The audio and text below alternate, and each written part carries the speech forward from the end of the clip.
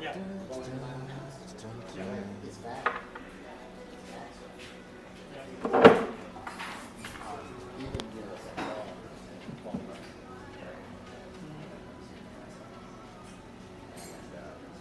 You're not listening. I'm taking my ball and going home.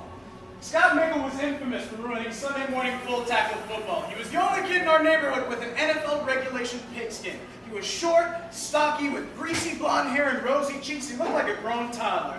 He sat in the back of the class Monday through Friday, unwanted and unnoticed. But Sunday morning, he was a hero, a champion, self-appointed star quarterback who thought he came out for money. And every Sunday was the same thing. If he didn't play by his rules, he'd shout at the top of his lungs, "You're not listening! I'm taking my ball and going home!" He just wanted to be taken seriously. See, he sat in the back of the classroom, Monday through Friday, unwanted and unnoticed.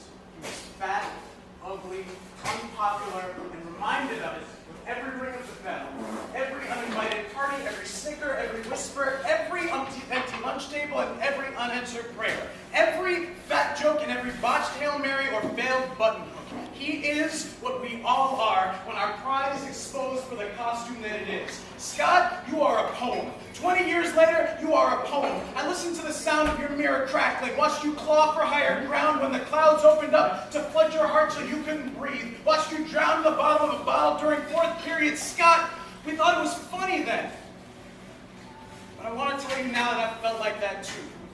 Bottomless and alone. And I wish I could have told you then that you weren't. That you couldn't have been in better company if Christ had gotten down and offered you space on his crucifix. And sometimes, when people aren't listening to me, I feel like shouting at the top of my lungs, "You're not listening! I'm taking my ball and going home." Sometimes, I feel like people are only listening when I'm being destructive, so I speak with a poison in my tongue and choke on my own cries for help. When you're alone, your intestines feel like a wet sailor's boat. Scott, they don't understand people like us. Why the small things mean so much. So I write. I turn our playgrounds into coliseums. Down 6 points with fourth in inches. I give purple hearts for our skinned knees and broken spirits and raise monuments for those of us that were ignored. I make the microphone my football, and the stage is an empty field vacant of what defines youth. And I take storm clouds and number 2 pencils and disguise my own scars as poems, and I take the weight out of your chest and put it on my shoulders. And I put all of my fears onto blank pieces of paper for you, Scott. Because you just wanted to be heard. And I just want people to listen. If they don't,